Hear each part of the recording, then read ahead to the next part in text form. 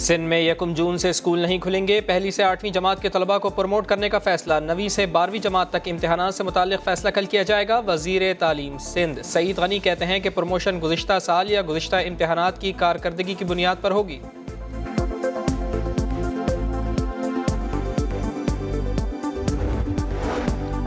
ملک بھر میں lock down میں نرمی کا دوسرا روز، اسلام آباد اور راولپنڈی میں پابندیوں کی دھجیاں بکھیر دی گئیں۔ لاہور میں بھی صورتحال سنگین، کراچی سمیت سندھ کے بازاروں میں شدید رش، شہریوں اور دکانداروں نے سوشل ڈسٹنسنگ کو نظر انداز کر دیا، چنگچی رکشوں میں سماجی فاصلے کی دھجیاں اڑا دی گئیں۔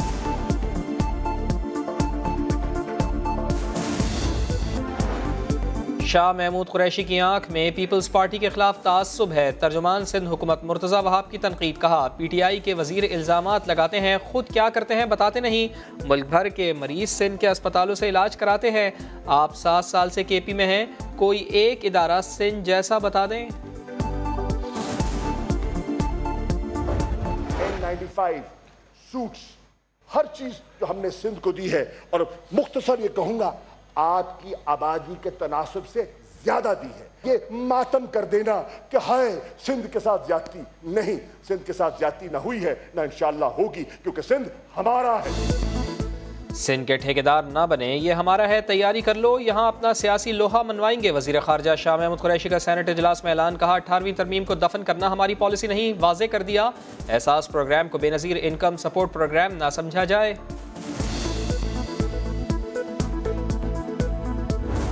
آپ نے خود قوم کے اندر ایک اور تفریق ڈال دی، ایک اشرفیہ ہے اور ایک عام لوگ ہیں، اور اس لیے یہ لاک ڈاؤن اشرافیہ نے کرایا ہے۔ شاید ان کے خیال میں اشرافیہ کے کوئی اپنے مقاصد ہیں اور ان کے خلاف نفرت پیدا کرنا اس ماحول میں بھی ضروری ہے۔ وبا کے دوران اتحاد کی ضرورت تھی، وزیر اعظم نے تقسیم پیدا کی، کہا گیا لاک ڈاؤن اشرافیہ نے کرایا۔ سینٹ کا اجلاس، اپوزیشن لیڈر راجہ ظفر الحق کی تنقید، کہا اپوزیشن کے حوالے سے حکومتی رویہ افسوسناک ہے۔ شہری رحمان بولی ایسا لگتا ہے 18ویں ترمیم کر کے جرم کیا ہے۔ صوبے خود مختار ہیں، وہ ریاست نہیں ہیں، please understand that. So no, nobody is on their own, you are not on your own, we are not on your own, and our people are not on their own. Please give them that message.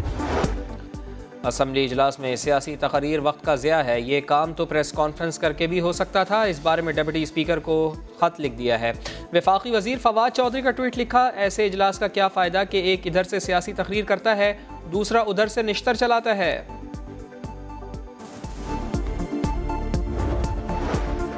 Army chief general Qamar Javed Bajwa کا ایرانی فوجی سربراہ سے رابطہ، پاک Iran border کے قریب Pakistani forces پر حملے پر اظہار تشویش، دونوں عسکری رہنماؤں کا سرحد کے دونوں طرف حفاظتی اقدامات بڑھانے کا عزم، سرحد سلامتی اور اسمگلنگ کی روک تھام کے لیے باہمی تعاون کی ضرورت پر زور۔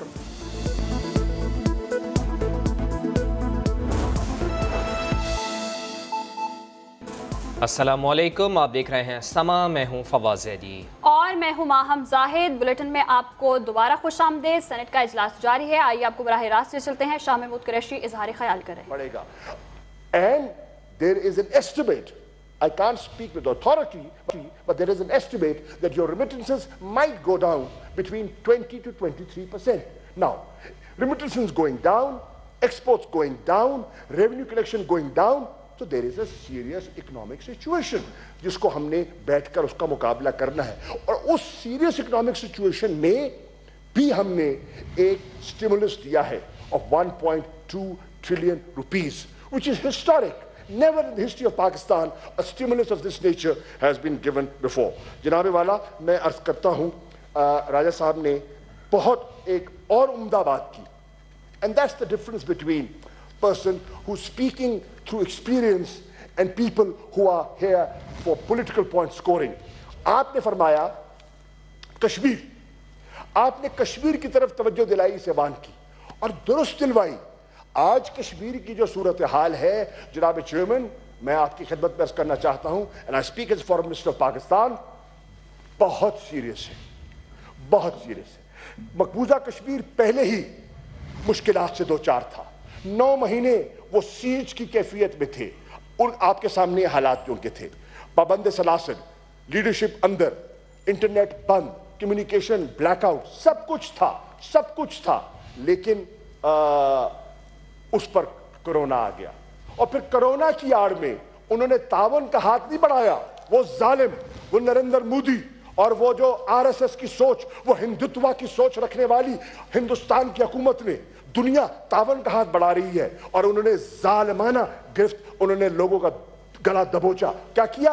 उन्होंने कोरोना की आड़ में लोगों के घरों में दाखिले शुरू कर दिए और उन्होंने लोगों को, निहत्थे लोगों को मारना शुरू कर दिया। और नई हिकमत अमली अपनाई है कि जब मारते हैं तो लवाहिकीन को लाश भी नहीं देते हैं ताकि जनाजा हो सके और जनाजे की वजह से वहां एक एहतजाज की कैफियत पैदा हो सके।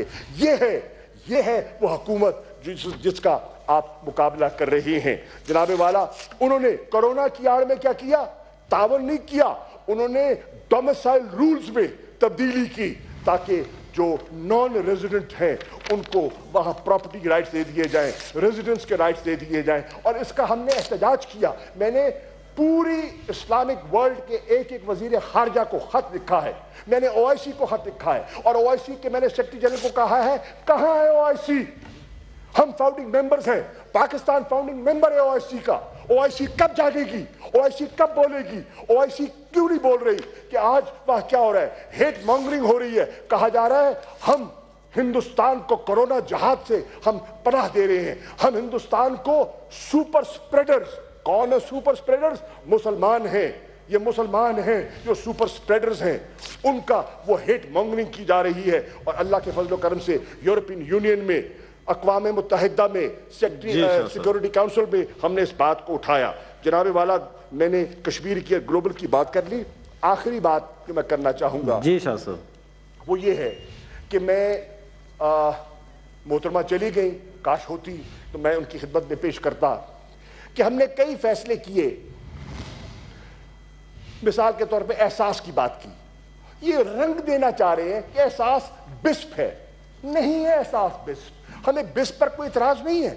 अच्छा था, हमने कंटिन्यू रखा, हमने खत्म नहीं किया। लेकिन बिस्प महदूद था, छोटा था। हमने बिस्प को एक्सपेंड करके एहसास की शक्ल दी है और एहसास की शक्ल में हमने 12 मिलियन फैमिलीज, 1 करोड़ 20 लाख कुंबों को हम इसमें से हम कैश असिस्टेंस प्रोवाइड कर रहे हैं। पुअरेस्ट ऑफ द पुअर, उसमें जो बिस्प है वो तो सिर्फ 4 मिलियन है। 12 मिलियन में से बिस्प is only 4 million. The rest is the expanded एहसास। I am just clarifying for PPP जो हम वहाँ एहसास लगा रहे हैं तो ये अपने वहाँ बैनर लेके आ जाते हैं और जनाब वो कहते हैं जी हम, प्लीज लोगों की आंख में धूल मत झोंके। लोग अब इतने सादा नहीं हैं और ये आपको वक्त बताएगा कि वो सादगी का वक्त गुजर गया है। इसी तरह यूटिलिटीज की रिलीफ दी है कमर्शियल इंडस्ट्रियल कंज्यूमर्स को, कमर्शियल कंज्यूमर्स को यूटिलिटी की दी है। यूटिलिटी स्टोर्स में जो 19 आइटम्स को सब्सिडाइज किया है, 50 अरब रुपए की रकम मुख्तस की है। क्या सिंध उससे मुस्तफीद नहीं हो रहा? क्या और सूबे से मुस्तफीद नहीं होंगे? सिर्फ इस्लामाबाद होगा? नहीं, पूरे पाकिस्तान का सोचा जा रहा है और रमजान पैकेज उसके अलावा है। इसके साथ साथ 75 अरब रुपया एक और जो प्राइम मिनिस्टर रिलीफ फंड है जिसमें खाते खा रकम आई है, वो सारा पैसा हम डाइवर्ट कर रहे हैं टू अनएम्प्लॉयड। कोरोना की वजह से जो बेरोजगार हुए हैं उस तबके को हम एक रिलीफ देना चाह रहे हैं। मैं अपनी बात खत्म करता हूं। मैं आज भी कहता हूं जनाब चेयरमैन, मैं दावत देता हूं ऑपोजिशन को, मैं दावत देता हूं आइए, आपके पास कोई तजावीज हैं तो हमारे सामने रखिए। खंदा पेशानी से, फराख दिली से हम सुनेंगे, कबूल करेंगे। हाँ, सियासत करनी है जरूर कीजिए, वो आपकी मजबूरी है, आपकी ज़रूरत है, हमारी भी ज़रूरत है। जब आप सियासत करेंगे तो हम भी सियासी ज़बान में जवाब देंगे। जब आप नेशनल बात करेंगे हम नेशनल अंदाज में सोचेंगे। दावत आपको दे रहा हूँ, मिल बैठकर बात करना चाहें हम उसके लिए तैयार हैं। शुक्रिया जनाब। Thank you.